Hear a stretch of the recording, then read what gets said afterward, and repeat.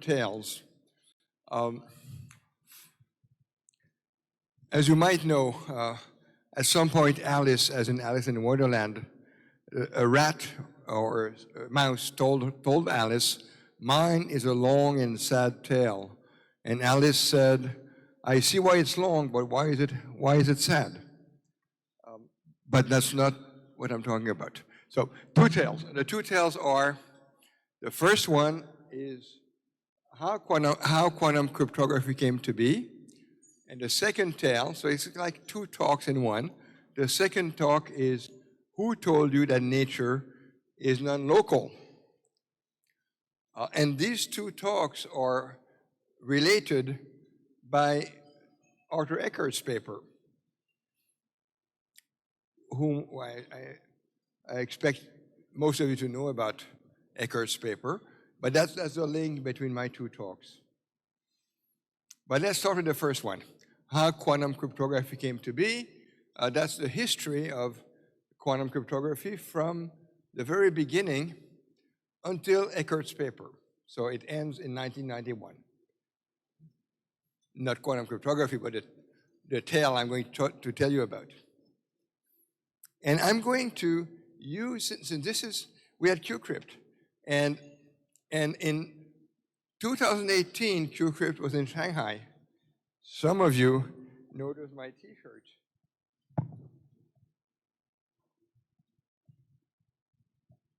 So I wore this T-shirt during the day. Now I dressed up with my necktie and all that. And this T-shirt was made by Lev Weinman for QCrypt 2018 when it took place in Shanghai. And it's totally relevant to my talk, because I'm going to tell you the history of quantum cryptography from a cartoon that was made for QCrypt 2018, for the Shanghai QCrypt, by Sheldon Lee. So he made this very nice cartoon on the history of quantum cryptography.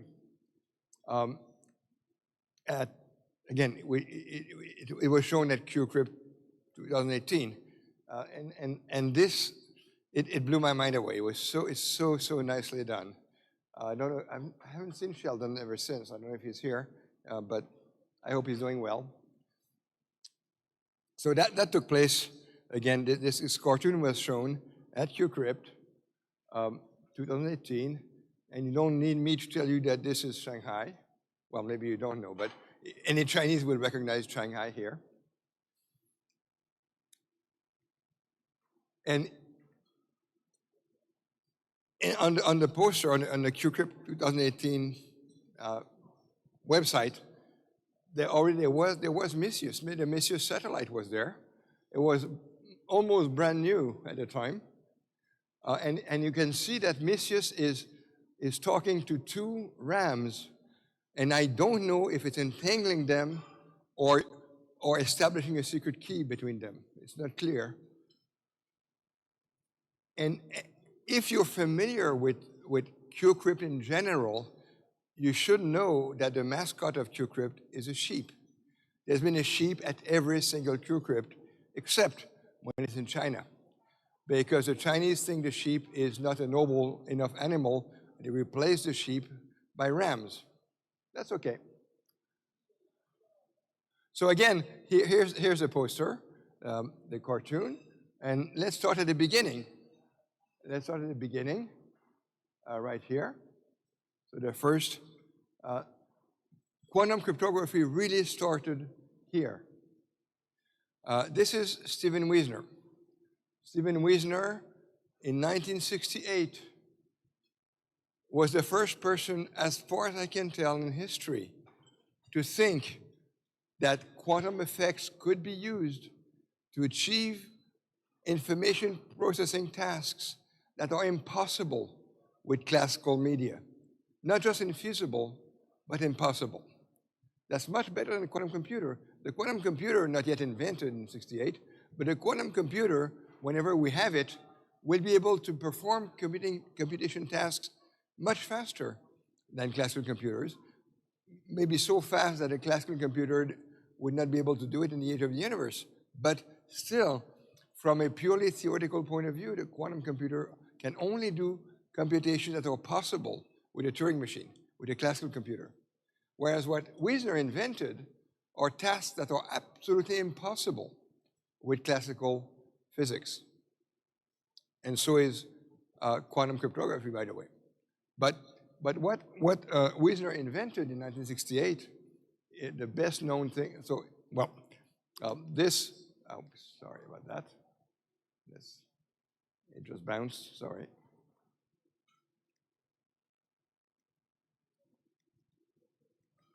We'll be there, okay. So what he invented at the time was, this is what he looked like at the time. He passed away a few years ago. At the end, he looked more like, this is bounce, I'm sorry. Looked more like this at the end of his life. And for quantum money, so he invented quantum money. It doesn't really matter what it is for our purpose, but it really was the first idea. And this led to quantum cryptography, and for that, he was awarded the Messier Quantum Prize. So it was recognized. His invention of quantum money that led to quantum cryptography gave him the Messier Quantum Prize. He was among the first people to get it.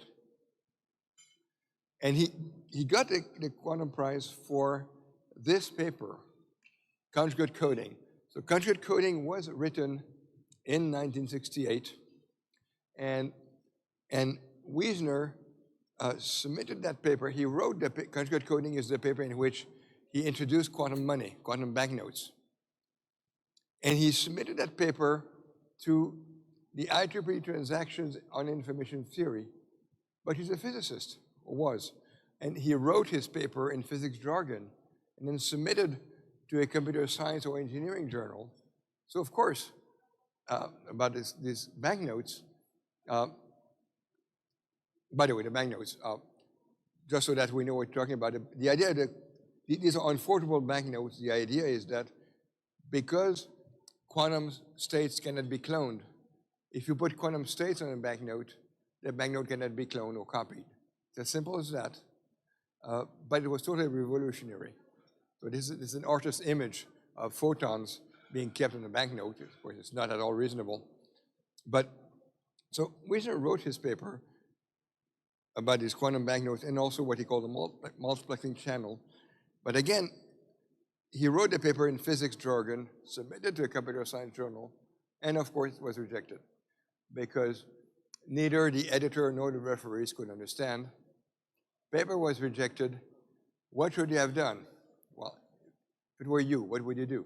Well, Wiesner could have, so Wiesner could have resubmitted to a physics journal or rewritten in terms comprehensible by computer scientists, but he did neither. He just put the paper in a drawer and moved on to something else. And that could have been the end of the story, and we would not be here today. Fortunately, Wiesner had a very good friend, Charlie Bennett.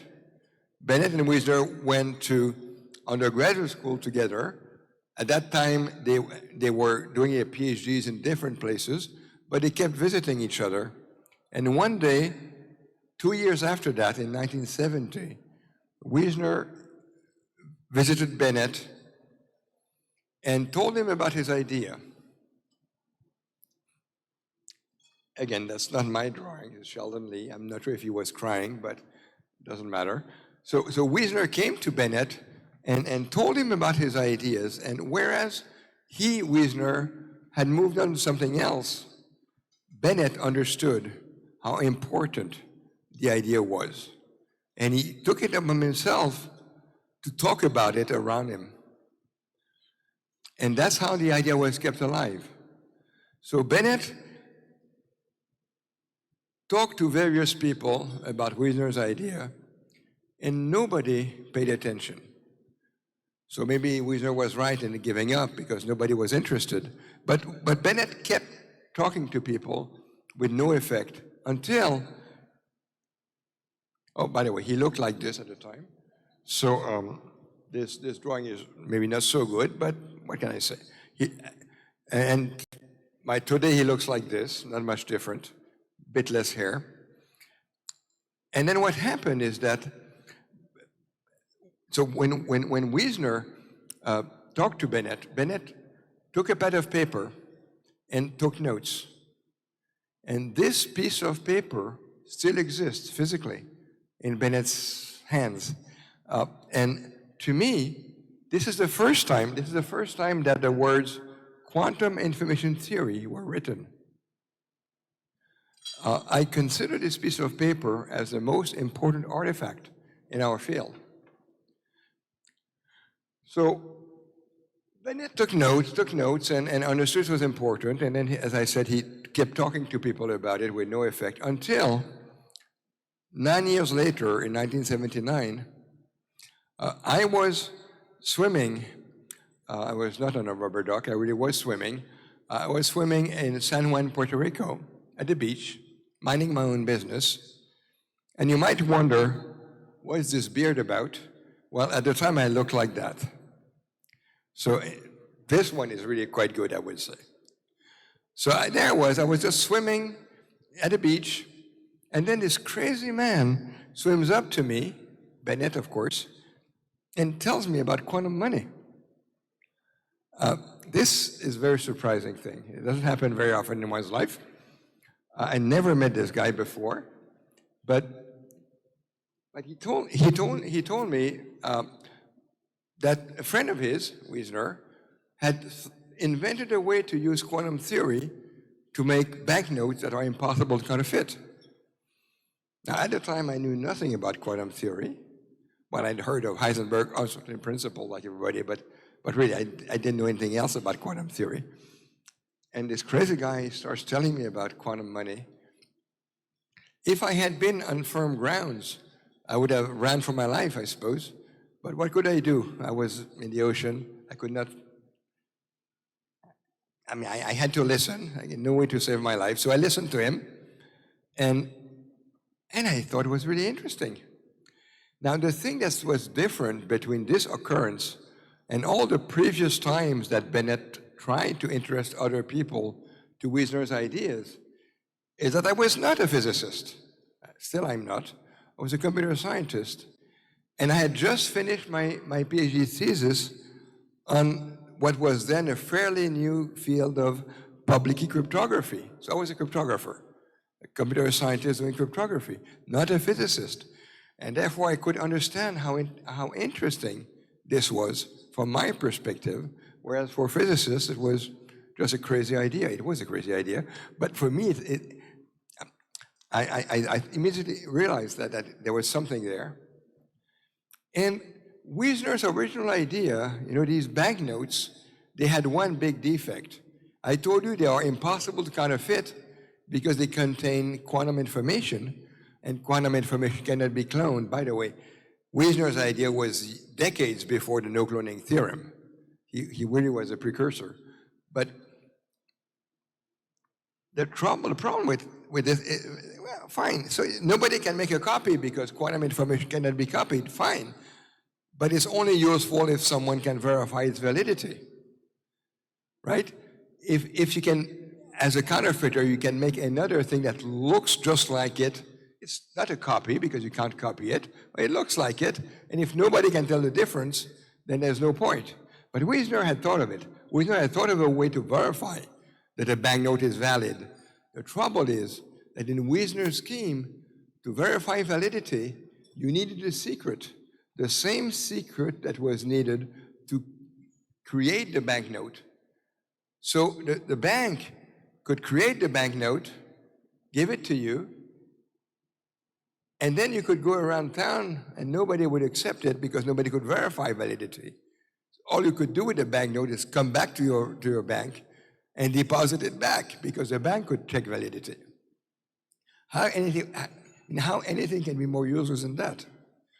But remember, at that time, my training was in cryptography, in public key cryptography.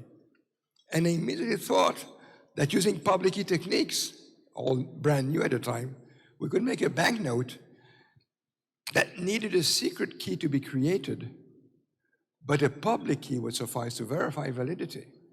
So it was publicly verifiable quantum banknotes. And it's sort of ironic that my first input into this field was in transforming Wiesner's idea that was unconditionally secure into one that was merely computationally secure, because public key cryptography is only computationally secure. But that's what happened. So by the time Bennett and I swam back ashore, we had our first paper written, at least in our minds. But this was just, we were just having fun. It was nothing really serious. It took us 3 years to actually write the paper. So that this paper was, in fact, written and submitted to Crypto 82 conference. Crypto is an annual conference, the very first annual conference on cryptography. It's been taking place in Santa Barbara since Crypto 81, with, of course, 2 years interruption for COVID, but otherwise been there every year. And I used to go to Crypto most years. Of course, now I'm not going anymore because it's in the United States, and a Canadian cannot go in the United States since they want to annex our country. So I boycott the United States, I boycott any travel in the United States. But at the time, of course, in '82, it was okay. And so this is the first paper on quantum cryptography. Well, maybe it was Wiesner's paper, but it was not published, as I said. And then that was a Crypto 82 paper, where you can find the words quantum cryptography written down for the first time. But again, this was for quantum banknotes, which we relabel subway tokens for some stupid reason. And these quantum banknotes, it's nice, but is that really cryptography? It's not cryptography in the usual sense of wanting to transmit a secret message. Sorry.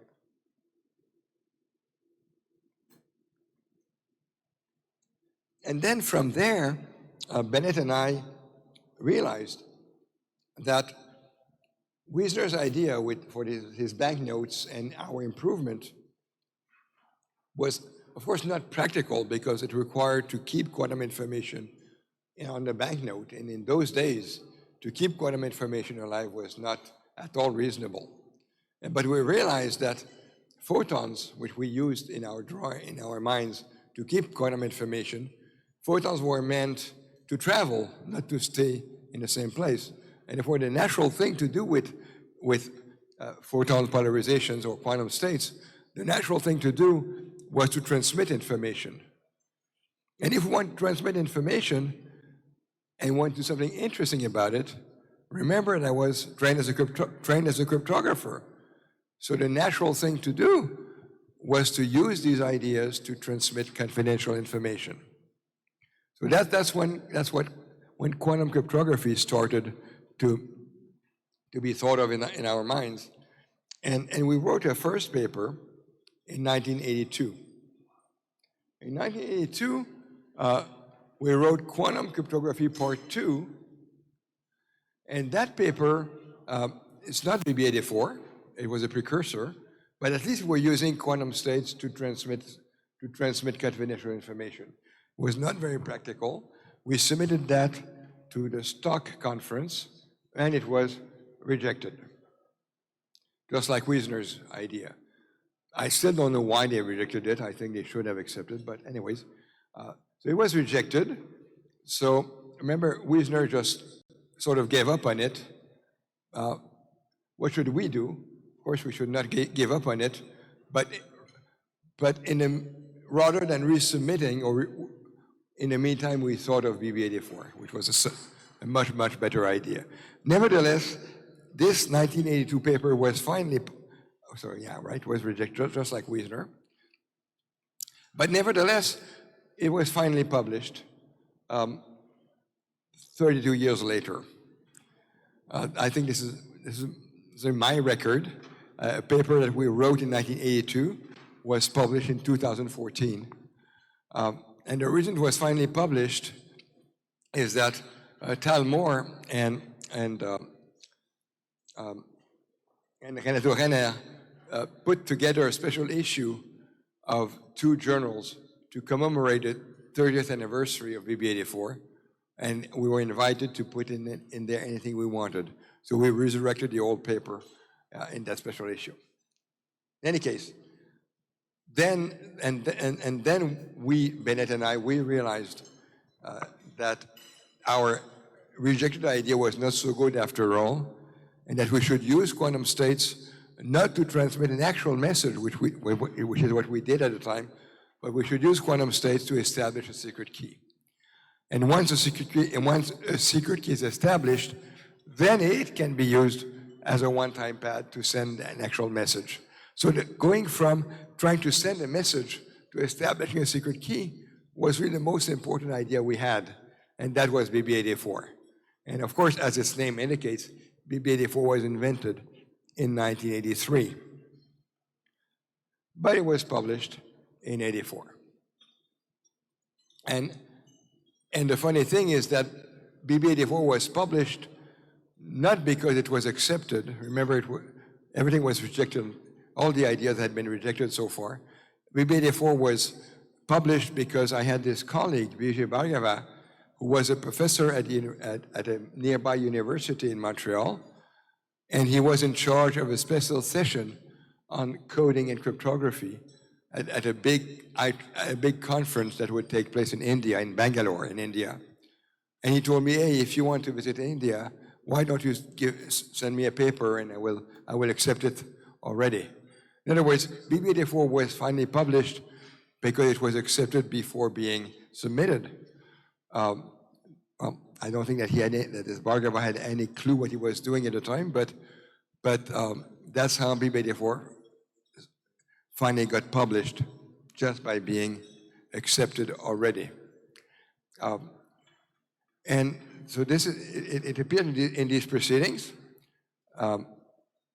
In 84, it was the 40th anniversary last year. And it looked like this. This is the first page of BB84. And the title, so quantum cryptography, public key distribution, and coin tossing, because not only did we invent the well-known scheme that you know as under the name BB84, but we also had something about coin tossing already in that paper. In fact, we proposed a scheme for coin tossing, and in the same paper showed how to break it using entanglement. So it's one of the first use of entanglement in the published literature was to break our own scheme for coin tossing in the same paper. In any case, all of you guys, I don't need to explain BB84 to you, of course. There's a nice conference about this. And all of you think that it's called quantum key distribution.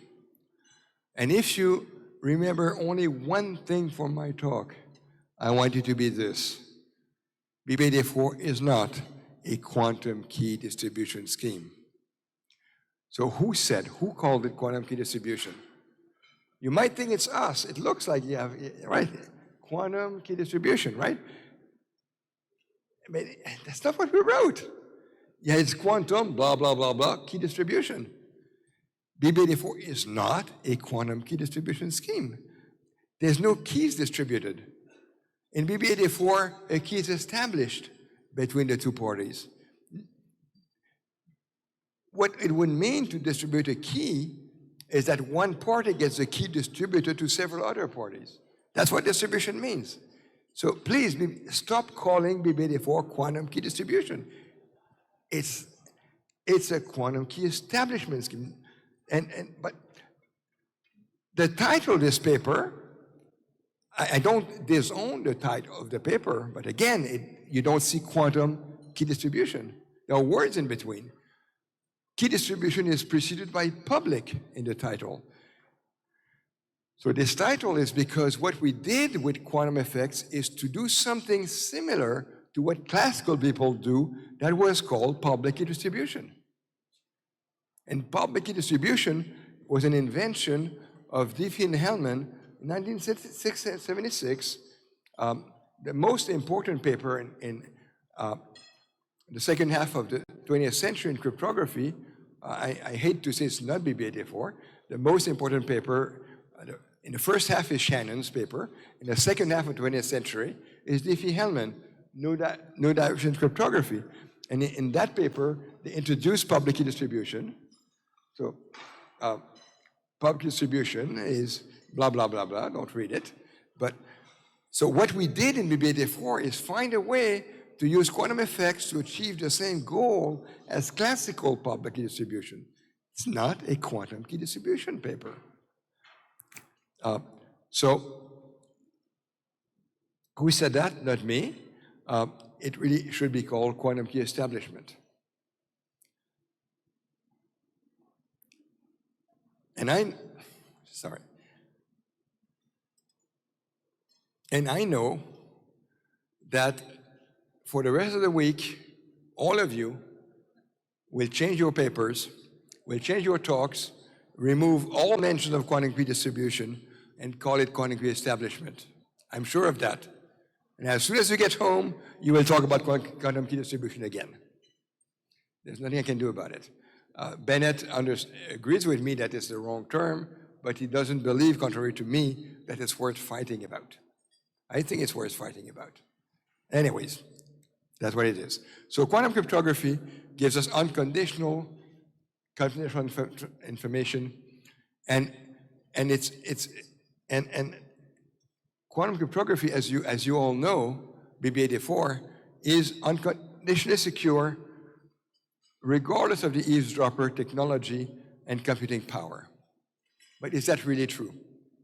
No, it's not true at all. It's not true, as I will say in a moment, but you probably all know that, but this is a big lie. To say this is a big lie.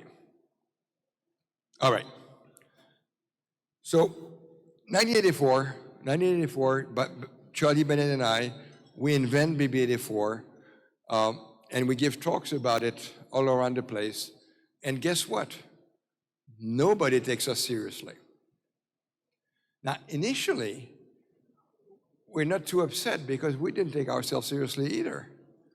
After all, BB-84, I mean, all this quantum crypto nonsense that we invented, we were just having fun. It was not our day job. We were each doing our real work, me about classical cryptography and classical theoretical computer science, and him about physics. And we were having fun with these crazy ideas about quantum cryptography. So in the initial years, when nobody took us seriously, we didn't really mind. But after a while, we decided that maybe it was serious. And to convince people that this was worth thinking about, we built the first prototype with 3 students, 2 of whom are still today very active in the field, namely Salvay and Smolin. And so we built the first prototype. By the way, this is alphabetic order, like all my papers. So we built the first prototype, and the funny thing is, our theory was perfect, beautiful, and nobody took us seriously. Then we built this piece of crap, which we did the first, in '89, we had the very first transmission of establishment of a key. So it worked for the first time, actually, on the 10th anniversary to the day of our meeting in San Juan, Puerto Rico, amazingly. And so we built this, and then people took us seriously. But this apparatus was not secure in the least, because you see the biggest piece, you have Alice on the left, Bob on the right, they're distant by about 30 centimeters. And the biggest piece in this apparatus is the power supply, the big rectangle there, is the power supply, because in those days, to change polarization of photons under control of a computer, we use a device that known as a Wollaston prism. A Wollaston prism. It's a nonlinear crystal, and you apply voltage to it. And depending on how much voltage you put on the crystal, it will turn polarization more or less. But this thing worked at 1,000-volt range, and you all know that power supplies make noise. So you could literally hear the photons go through. And the reason why I say it's a joke is that zeros and ones did not make the same noise.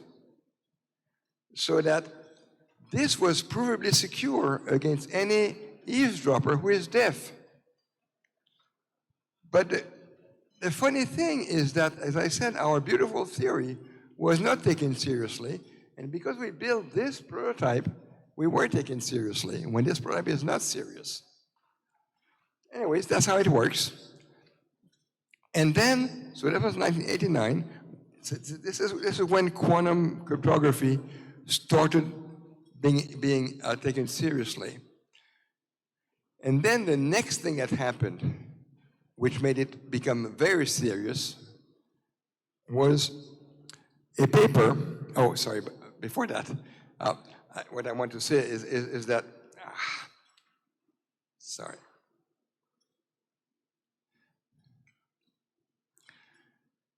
So this first prototype was insecure for an obvious reason. After that, much, much later, more serious people on the experimental side built quantum key establishment schemes that worked over longer and longer distances, but not perfectly. Just as our prototype had a side channel, many other, even commercial devices had also side channels, and these side channels could be exploited by people known as the quantum hackers. The main quantum hacker being Vadim Makarov. So Makarov was able to, he built this beautiful briefcase of the perfect little quantum hacker, which he would bring from town to town. And I wish I had seen him go through an airport with this device, but must have been very funny. In any case, he was able to exploit weaknesses, not in the protocol, because the BB84 protocol is proven secure absolutely, but he was exploiting weaknesses in the implementations. So it's important to understand that what I said before, that quantum cryptography is unconditionally secure. It is in theory, but actual implementations are not.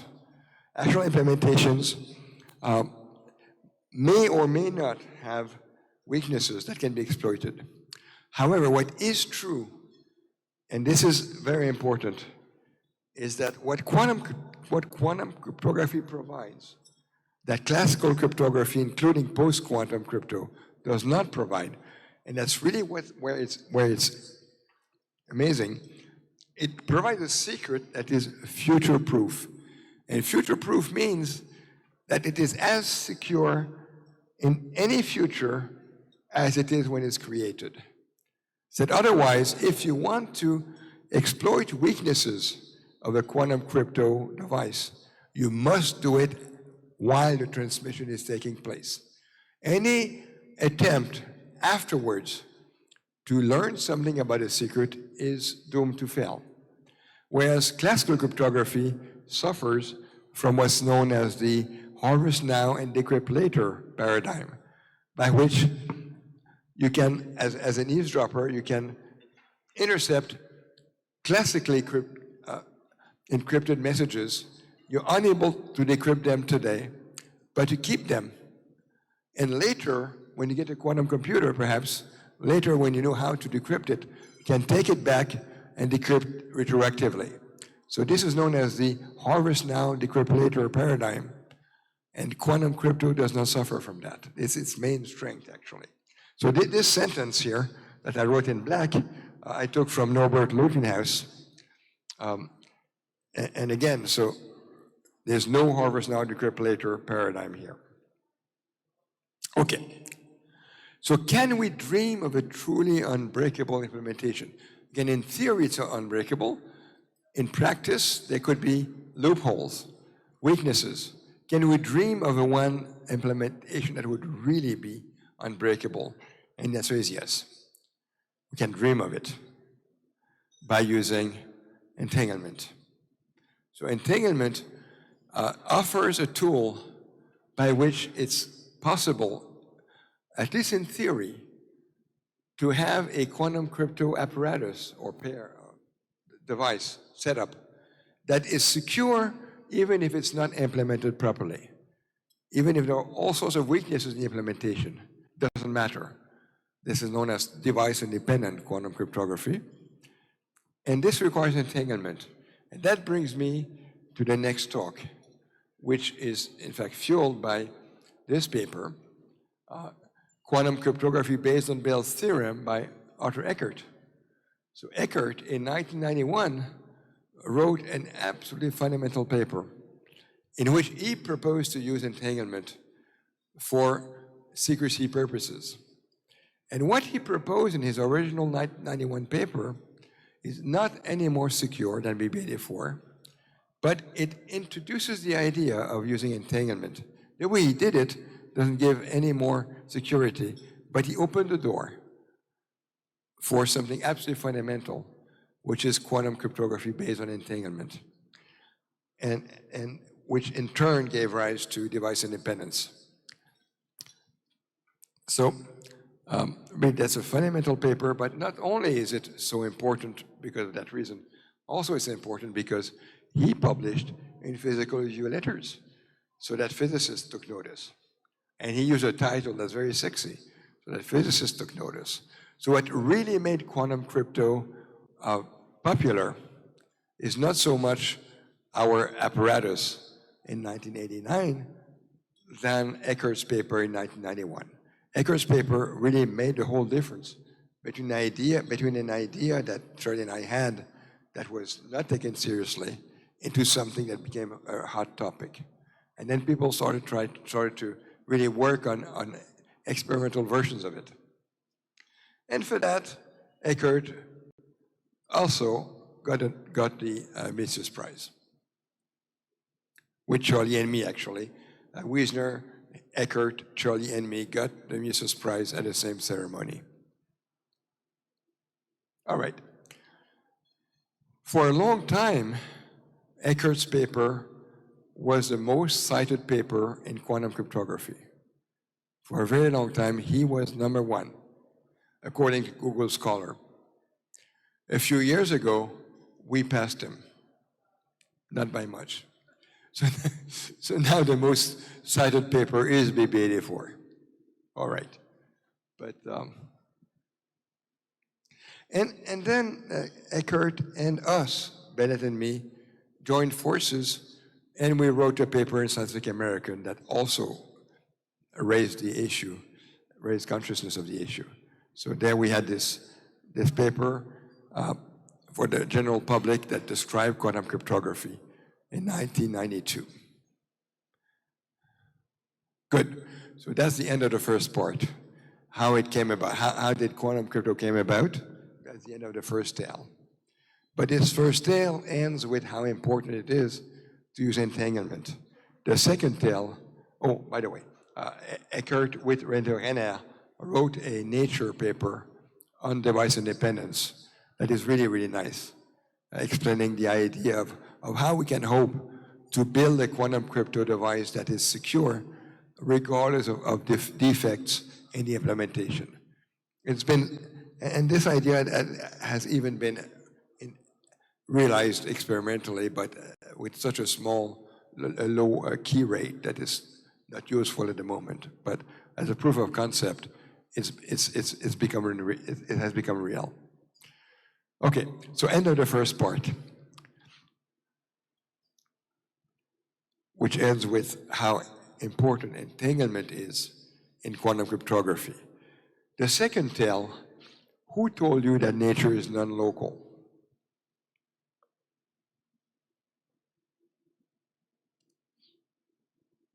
Well, not Newton.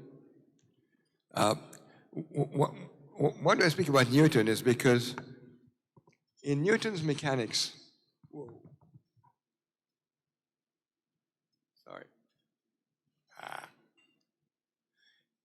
in Newton mechanics, if this cog starts turning, is because this one's turned and it goes from one place to another. That cause to effect.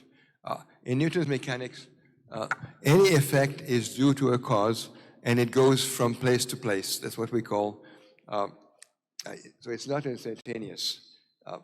And Newton realized that his own theory of gravitation seemed to be instantaneous. It's only with Einstein that we understood what's going on, but with Newton's theory as it is, if the sun were to disappear, then the Earth would immediately go in a straight line, whereas we know that it would take 8 minutes before it happens.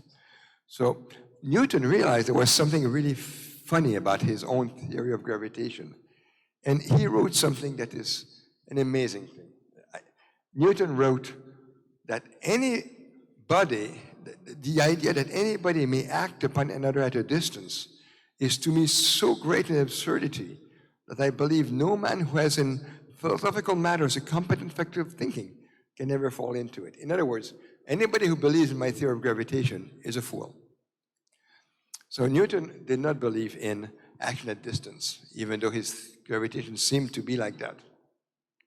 So who told you about nature non-local? It's certainly not Einstein, Podolsky, Rosen. The EPR paper, 1935 paper, is about quantum theory being complete. So the point of the EPR paper was to address the issue, is quantum theory complete? And what the paper shows is that if quantum theory is complete, so really what this fundamental EPR 35 paper says is that if quantum theory is complete, meaning quantum theory of the time is complete, Copenhagen, of course, complete and correct. If it's complete and correct, then there is spooky action at distance. And so the EPR 35 makes a point, very well articulated, that if quantum, I repeat, if quantum theory is complete and correct, then there must be spooky action at distance. And this is something in which Einstein did not believe. Einstein was firmly believer in locality, and therefore for Einstein, quantum theory had to be incomplete. And he was right. And the point of really this second tale is try to explain to you why Einstein was right in believing that quantum theory or that nature is local and realistic. But the question is it possible to complete quantum theory without changing the predictions in a way that would be local and realistic? Can you take quantum theory, can you take all the predictions of quantum theory and turn them into an explanation that gives the same predictions, but is purely local and realistic? That's what Einstein really wanted to do. And if you want to do that using local hidden variables, then you fail. And that's Bell's theorem. So John Bell, in 1964, so 30 years after EPR paper, John Bell proved that you cannot explain quantum theory with local hidden variables. And that proof is correct.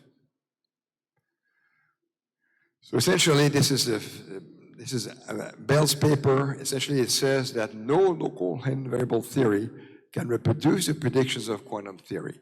This is not physics, it's mathematics. And it's correct mathematics. So at that point, there are two possibilities.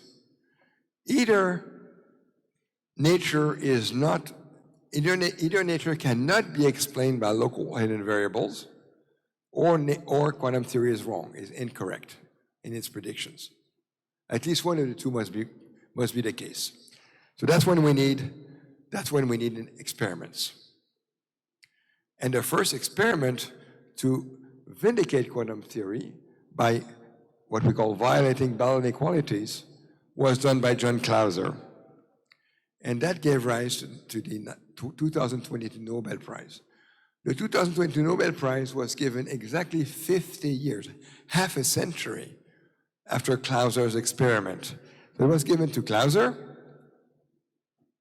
and Alain Aspect, who did more convincing experiments 10 years after Clauser, and Zeilinger, who did some more. So they got a Nobel Prize in 2022, exactly 100 years after Einstein, for violating Bell inequalities. So again, who told you nature is non-local? Well, these people say this. Clauser said, the truth is, I didn't know what the result was going to be of his experiment. I was betting on Einstein. In other words, Clauser, when he did his experiment in 1972, Clauser was expecting to not violate Bell's inequality.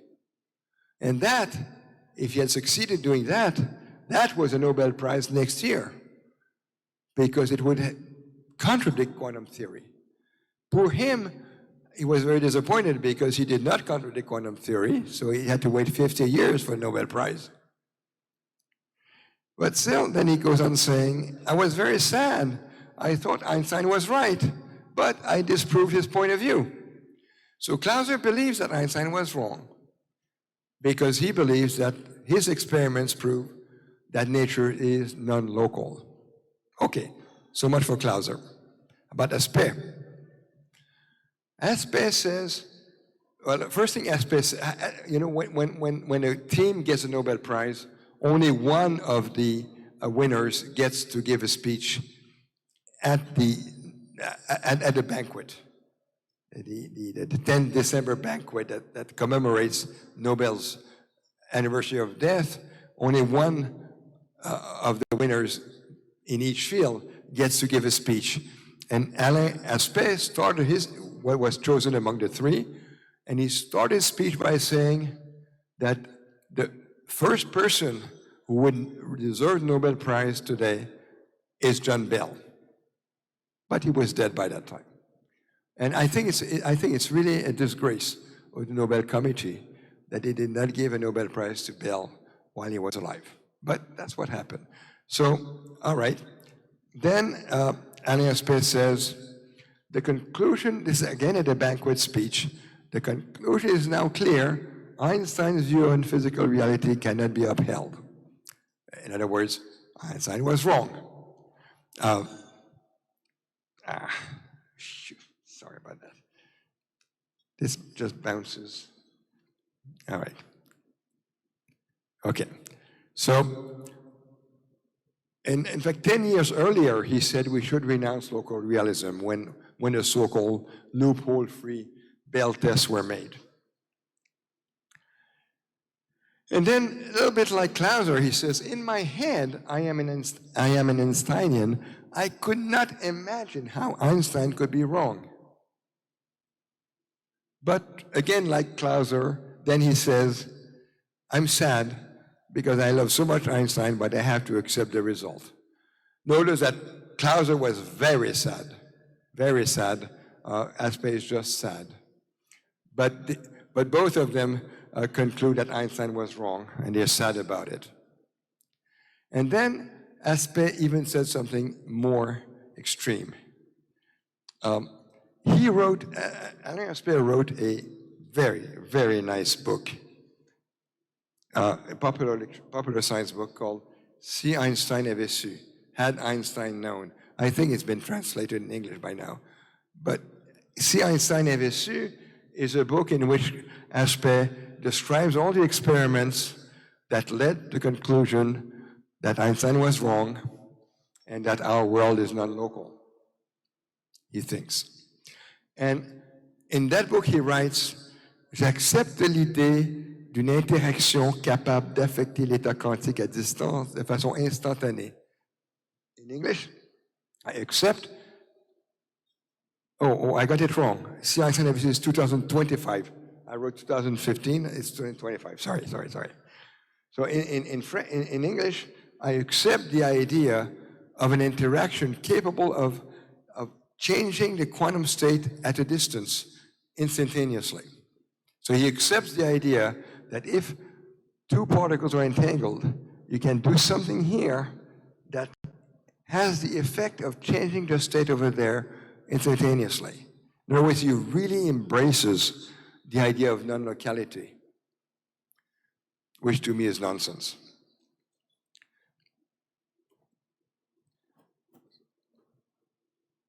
All right, how about Zeilinger, the third Nobel Prize winner? Zeilinger says, all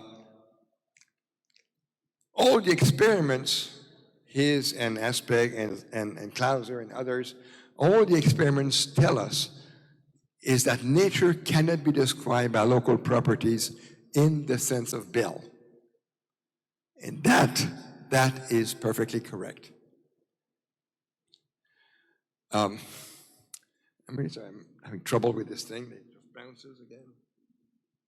So this is absolutely correct. The experiments prove beyond any doubt that Bell locality cannot be upheld in our universe. But Zeilinger continues in this way. But to see that nature is non-local is going too far in my eyes. So he's the reasonable one of the three. He realizes that these experiments rule out Bell locality, but they don't rule out locality in general. And then Zeilinger says that a central book for him is Albert Einstein, Philosopher Scientist, which is a book in which we have lots of citations from Einstein. Einstein did not write it, but this book is an authority on Einstein's thoughts. And if you look at the book that Zeilinger tells us to read, you find what Einstein meant by locality. Einstein said, Einstein's locality is a real factual situation of system S2 is independent of what is done with S1 when they are specially separated. In other words, Einstein said, no matter entanglement or not, doesn't matter, we should do something here, it cannot change the state, the real state of something over there, faster than the speed of light. That was the definition of Einstein for locality, and this has nothing to do with local hidden variables. The way Einstein defines locality is not the way Bell did it. And therefore, experimental violations of Bell's inequality are irrelevant. Now, they are very relevant, but they are irrelevant if the purpose is to conclude that nature is non-local. Back to Bell, so this was on his blackboard in 1982, so it's not really what he wrote. In 1964, he didn't have this inequality. This is a Clauser, this is CHSH inequality, but it doesn't matter. So on Bell's blackboard, you can see this statement that says that what's at the top left can be equal to 2 root 2 with quantum mechanics. That's correct. And then on his blackboard, Bell wrote that according to Einstein, it cannot be bigger than 2. That's false. That's not according to Einstein. That's according to Bell, according to Bell's definition of non-locality, according to local hidden variables. According to Einstein's definition of locality, there is no such thing. So does Bell's theorem prove that our world is non-local, not local realistic? Well, of course not. Bell's theorem is just mathematics. To prove anything, you also need to do experiments. So does Bell's theorem in experiments imply non-locality? No, absolutely not.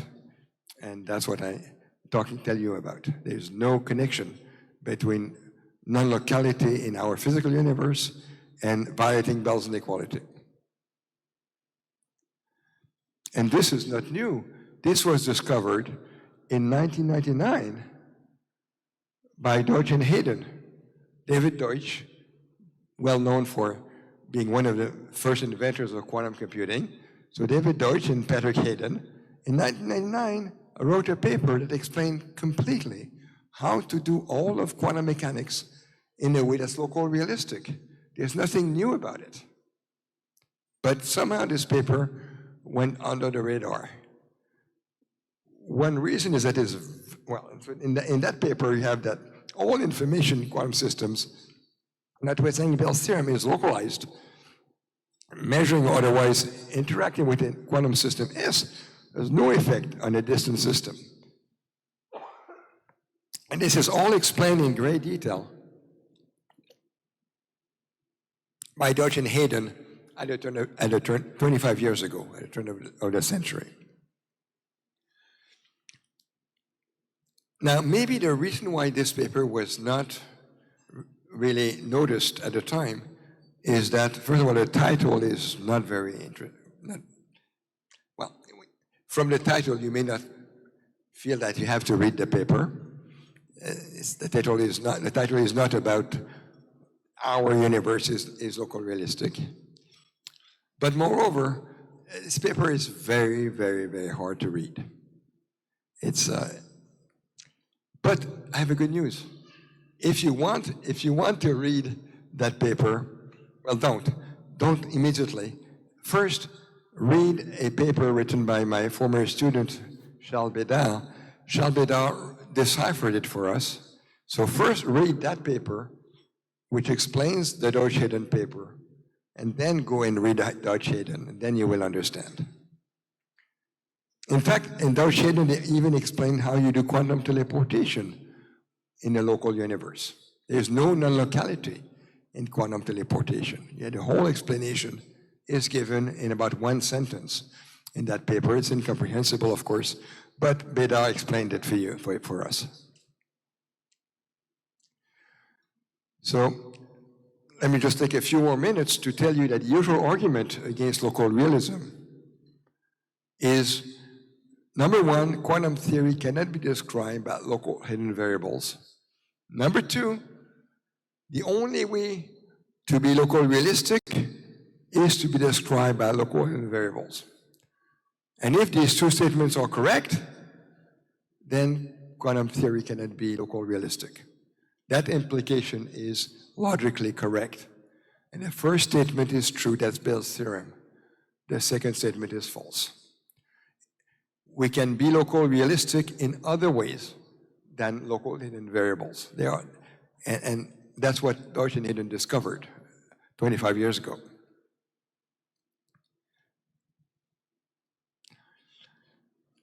So local realism, what does it mean?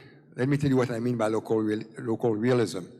To be local realistic, you need to be realistic and local. What does realistic mean? It means that there's a real world out there. And the state of the real world determines the outcome of all observations. That's what realism is. And my former student, Paul-Raymond Robichaud, calls it the noumenal world, which is terminology from Plato and Kant. So the noumenal world is a real world out there. We may not have access to it directly, but that's the real world. It may or may not exist, according to Plato. And then local realism, you have to be realist and local, but local is separated in two different things. Local means separability and no spooky actual distance. So what does separability mean? It means that if you have the noumenal state of a system AB, so AB is a joint system, it is a noumenal state NAB. Separability means that you can split it into the state of A and the state of B by projectors, mathematical projectors. And from the state of A and the state of B, there's an operation called the noumenal product, that gives you back the original state. So that's what separability means. You can take the state of a composed system, even if it's entangled, and split in two, and you get a state of both subsystems, which is complete in the sense that from those states, you can recombine and get the original. Now, if you know anything about quantum theory, you know that the density matrix cannot do that. The density matrix, the reduced density matrix, cannot be recombined to get the original state. So this nominal product will give you back the original. And that's exactly what quantum theory doesn't allow. And that's why quantum theory is incomplete. And Einstein was right. Quantum theory is incomplete because it does not allow this separability, which in any complete theory, you must have that. And Bohr did not understand that. You cannot claim the theory is complete unless you believe in non-locality, if you don't have this separability property. And no spooky action is what I said before about Newton. No spooky action means that if you have the state of AB, that you split into A and B, and you do something to B, well, the state of A doesn't change. That no matter what you do at system B, if A is distant from B, the state of A will not change because you touched A, because you touched B. That's what no spooky action means. Note, I'm not just saying there's no observable change, no change at all. In standard quantum theory, there's no observable change. But what no spooky action means is that there is no change at all. No observable change will be no signaling. Okay, we also have the separate evolution, but for the sake of time, I will, sorry.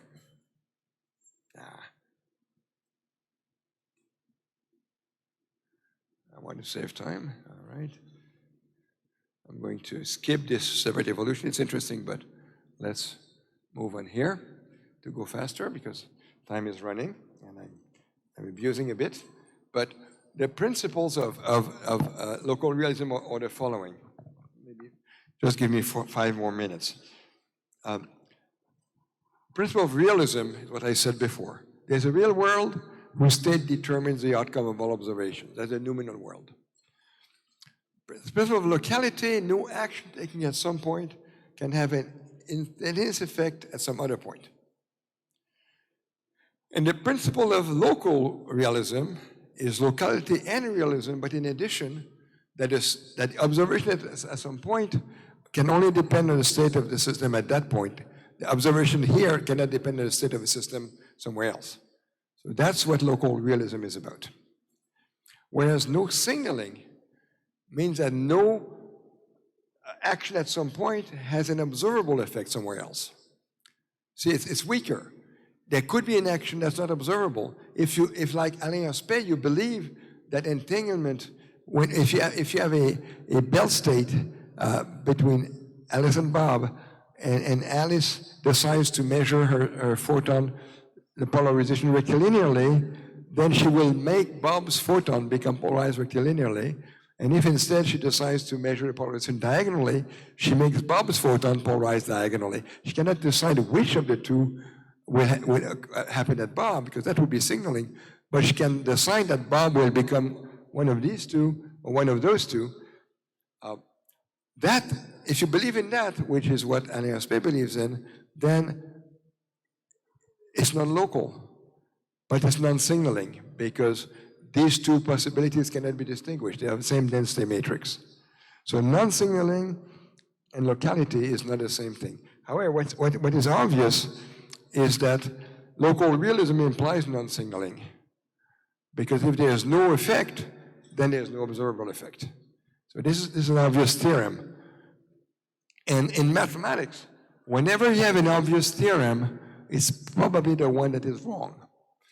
So if you read it as a referee, you read a math paper, look at every time the author says it's obvious that, and try to find a mistake there. But in this case, it is actually true. And Paul has these 3 theorems with which I will end my talk. Theorem number 1 is the obvious one. All local realistic theories are non-signaling. It's obvious, but we need a proof. And here's the proof. I just flashed the proof show you there's some real mathematics here.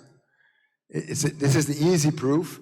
I will not go through it, of course, but this proves, with the right definitions of all these notions, that if a theory is local realistic, then it has to be non-signaling. That's the obvious theorem. The theorem 2 is not at all obvious. Theorem 2 is that all non-signaling theories are local realistic. In other words, if you have a theory of physics that does not allow signaling, then that theory is in fact local and realistic. And what it means is that you can find an appropriate definition of nominal states that will give rise to the same predictions and be local realistic. Now the theorem, the proof needs, for the moment, it needs an additional condition, which is that the theory, the non-signaling theory has reversible dynamics. I think we can get rid of that. But anyways, this includes quantum theory. So by this theorem, quantum theory being non-signaling is local realistic. Again, that's not new. Dodge hadn't proved that already. But what Paul proved is much more general. Any theory of the world, any theory of physics, any crazy universe that you might imagine, as long as it has reversible dynamics, if it's non-signaling, it's local realistic. And quantum theory is just one example of that. David Deutsch was the external examiner on Paul's PhD thesis, and he called that amazing. And the third theorem is that if you want a local realistic interpretation for quantum theory, then the nominal state of the universe, the state of the whole universe, cannot be its wave function. And the belief that the state of the universe is its quantum mechanical wave function is the first principle of people who believe in Everett many-world theory.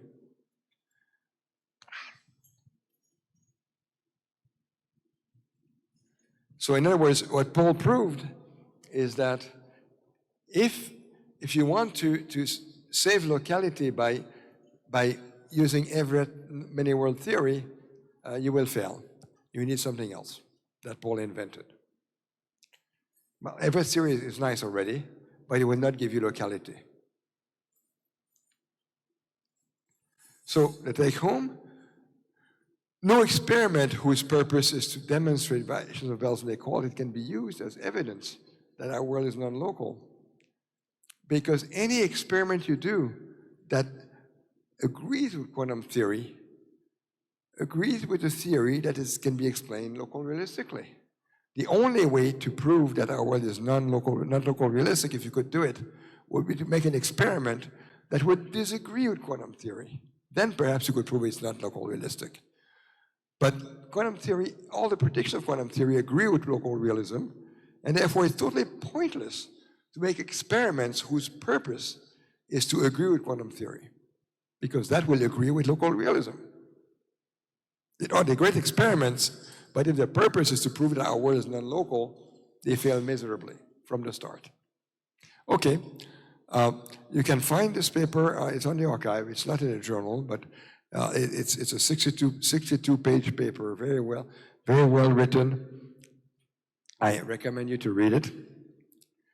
And the conclusion is that in 1935, Einstein, Podolsky, Rosen asked the following question. That's the title of the paper. Their paper, the title is, can quantum mechanical description of physical reality be considered complete? That's the EPR question. The answer is no.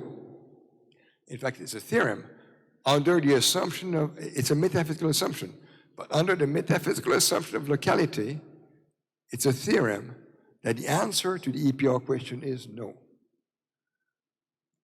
Quantum mechanical description, as in Copenhagen, I mean, of course. Copenhagen is not complete.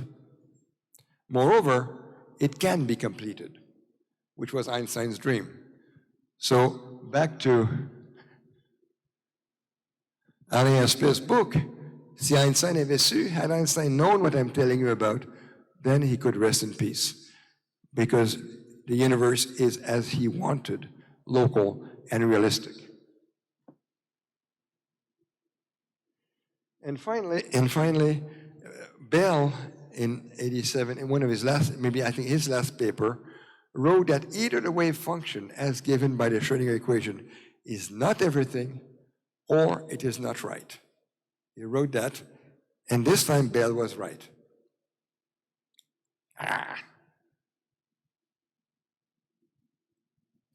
The wave function is not everything. That was Paul's third theorem. All right. Thank you for listening.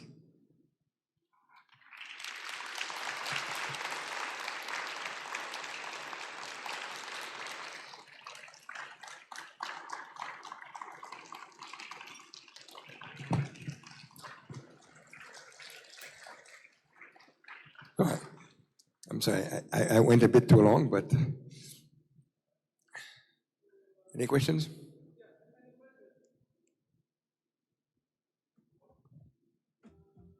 There's a question over there. Are there microphones?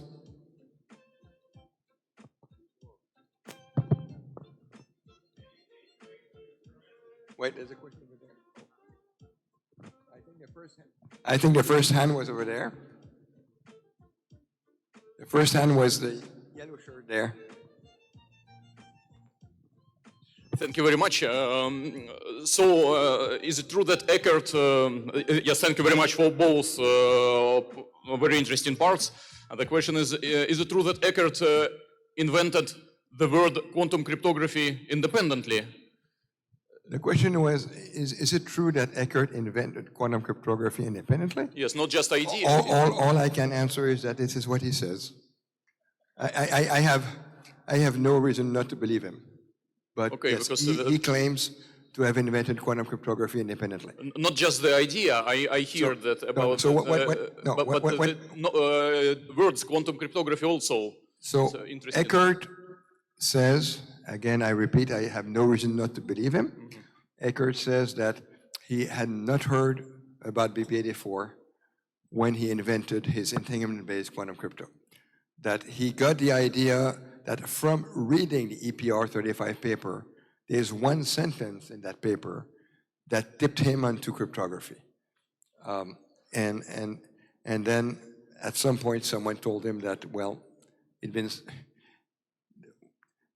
that quantum crypto had been invented already. But still, his invention is very important.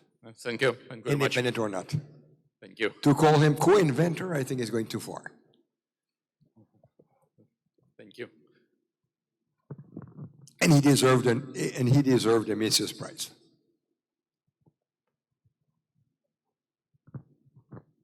Thank you for a very inspiring talk. And my question is following, like humanity invested much efforts on closing loopholes on yes. inequality. What would you propose the next direction to search for new physics? New physics. Well, first of all, this notion that in 2015, there were these three teams, the first one in Netherlands, and then in Vienna, and somewhere in the US, I forget where exactly, that made the so-called loophole-free violations of Bell's inequality, that this is complete nonsense. These experiments were extremely interesting, but it's not loophole-free, since there's a big loophole, and the big loophole is that everything quantum theory predicts can be explained local realistically. So it makes absolutely no sense to claim that these experiments are loophole-free. They closed two loopholes, good for them. But, all right, so you're asking about new physics. Well, I don't know. I think that quantum theory is very nice. Of course, it could happen at some point that we discover that we make an experiment that shows us that quantum theory is just plain wrong. It could happen, just as it happened in the early 20th century, and we had to throw away, to some extent, Newton's mechanics, and then relativity and quantum theory appeared. because of experiments that told us that something that we did not understand. It could happen anytime that an experiment is made that contradicts quantum theory, and now we're back to this starting case. And this would be nice. That's how physics makes progress, it's known as catastrophes. But it would be nice, I think. I like the idea that we're wrong, and that so quantum crypto might be insecure in that case. Security of quantum crypto is based on believing that quantum physics is correct. But so it would be nice, but frankly, I don't expect this to happen, because quantum theory has resisted so many attacks. It predicts things that are completely absurd, and every time we make the experiment, it comes out the way quantum theory predicts. So I'd be surprised if quantum theory were proven incorrect at some point by an experiment, but I think that would be the start of a great story if it happened. So that's a question of what new physics? I don't know. I think quantum theory is fine as it is, as long as you understand that it's local and realistic. Good talk. I have a curiosity about the theorem 2 that you mentioned, about the fact that the non-signaling theories imply that the theory are real and non-local, right? But you also mentioned that the theory need to define a kind of nominal state. Is this nominal state as basically implying reality? Okay. So I want your comment on this. All right, that's a very good question. Well, I'm not sure what Plato said, but Kant was very clear, Immanuel Kant, that when he talked about the noumenal world, again, taking this idea from Plato, but when Kant talked in his philosophical works about the noumenal world, he said that this is a world that may or may not exist, and that by definition we don't have access to it except by pure thought. Our only access to the noumenal world is by pure thought. And I think that's really the case. So that is the noumenal world that is defined by Deutsch Hayden or by Paul Hemorbichaud, does that noumenal world correspond to reality is something that we cannot know. All we can know is that that noumenal world gives rise exactly to all the observations that we've done so far. So, in other words, the work of experimental physicists does not contradict that this is the correct answer, that our world really is that noumenal world. But it could be something else. It could be something else. It could also be non-local. And unfortunately, no experiment can tell the two theories apart, because the noumenal explanation, the local realistic explanation for quantum theory, by definition, gives rise to the same prediction than standard quantum theory. So by definition, no experiment can be made to tell them apart, because they gave rise to all exactly the same predictions. So in a sense, it's not physics. In a sense, it's not science. It's not science in the sense of Popper, because it's not falsifiable. It's science in the sense of philosophy. But please remember that philosophy was the first of all sciences in antique Greece.